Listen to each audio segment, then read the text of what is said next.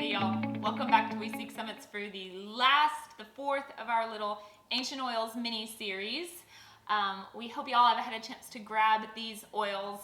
So we're going to tell you a little bit about common myrtle, where it's from, the chemistry, and how to use it. So, what's the scientific name for this one? Myrtus communis. Myrtus communis. Myrtus communis. So it's actually, it's a very beautiful plant. So it's an evergreen shrub that grows all over the Mediterranean and really does well along waterways. Yeah. Apparently it gets to be quite a tree along waterways and more shrubby. And we're here in Texas, we have crepe myrtle. The flowers, which I think are beautiful when they're in bloom, these kind of blow them away. The common myrtle plant is very beautiful and has a lot of ancient significance. Yeah. How about you tell us some of that? So it was used in the ancient world. It's a symbol of prosperity, love, happiness, generosity. Apparently you will frequently see Aphrodite wreathed in common myrtle or holding common myrtle, so I'm going to have to look out for that. And it's, I guess, even still used in the royal bouquets in Great Britain and some other countries because it has that really rich history and meaning. It's a real pretty little like starburst of a flower, and then the plant has little purple berries, look a little bit like juniper berries. But this oil is steam distilled from the stems and leaves. That's the chemistry that doTERRA is after. And as Dominic mentioned, it grows all around the Mediterranean, the whole region there. doTERRA has harvested this from Albania and Morocco. Yeah, we'll come back to that in a bit. But Myrtle Family, includes all the melaleucas, all the eucalyptuses, and even clove. They're all in the same family, so kind of interesting. It's a very large family. This aroma is really nice. Tell me, how's it smell to you? So some people say that it has hints of myrrh and it has hints of frankincense. Yes, but it also has a little bit of that kind of eucalyptus.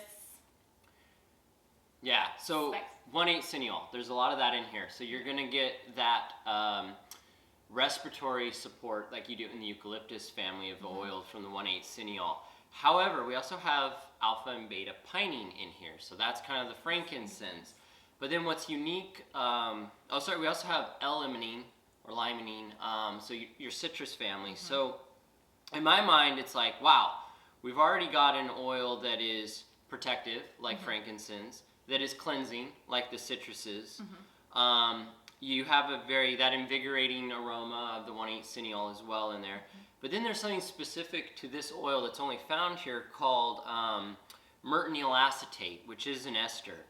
And it is very similar to the therapeutic compounds in lavender. And so from a therapeutic standpoint, this ester is kind of giving common myrtle its therapeutic value.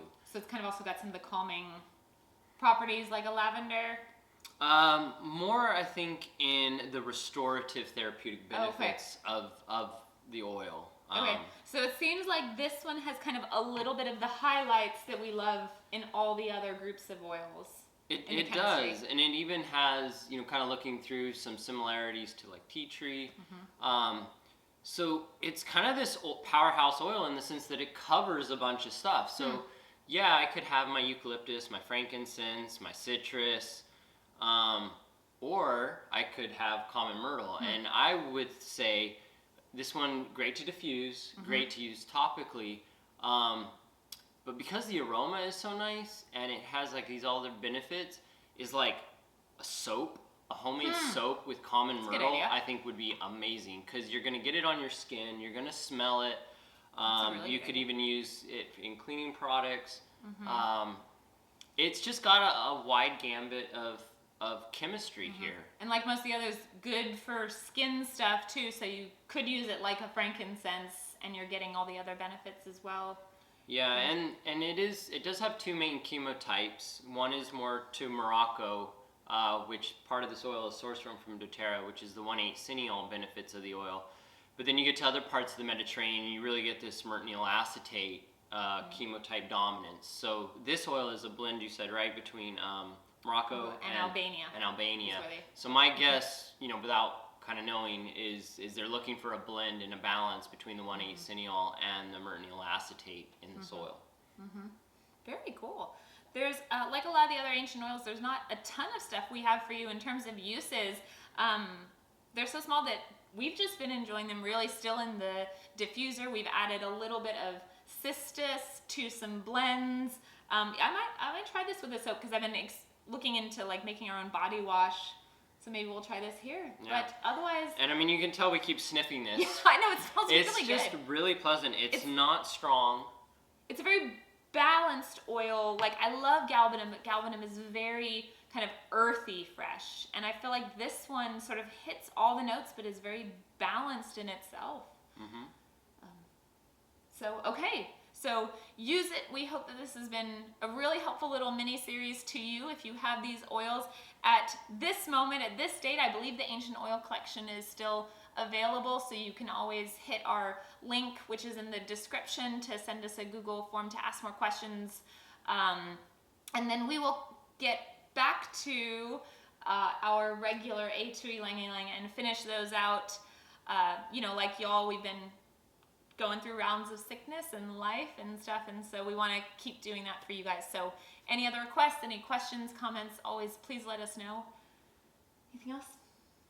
No, like always, tell us in the comments how you're maybe using some of these essential oils from this ancient collection, and yeah, I mean they're I think a great gift set, you know, even if it's for yourself, and hopefully this. It's a little hard to find information on these because they're not as common. They're more rare, and so we've had to look a lot of different places, and hopefully we've kind of condensed that for you, and you know how to use each of these, or you can get them singly, right? I totally forgot. We had this whole discussion before about why we share the information so that we can help one another remember as we present it to you. But myrtle is mentioned in the Bible, and like we said, it was used a lot in ancient history, but it's mentioned in the Bible a few times. It's one of the trees said to be used in the Feast of Tabernacles and the Feast of Booths. It says, go out and harvest trees from the olive and the wild olive and the myrtle to be used in the Feast of Tabernacles when they're building their booths. But also because it symbolizes prosperity, and I think there are like a lot of layers you could go into that, with it growing more vibrant and much taller and robust around sources of water. So kind of one of those, in the Bible it talks a lot about God's prosperity, God's gift of prosperity comes with obedience. And so I think there are probably cool layers of meaning in that, of sitting under, my friend calls it the umbrella of obedience of God, and then prosperity. So anyway, I forgot to mention that myrtle is mentioned quite a few times in the Bible, of a man standing amongst the myrtle trees. And a lot of historic symbolism. Yes. In biblical cultures, or Jewish cultures, in Roman culture, and then like we said, even kind of went into Great Britain, and they still use it in their floral bouquets. So beautiful plant. Hopefully you learned about the essential oil, and we will see you next time.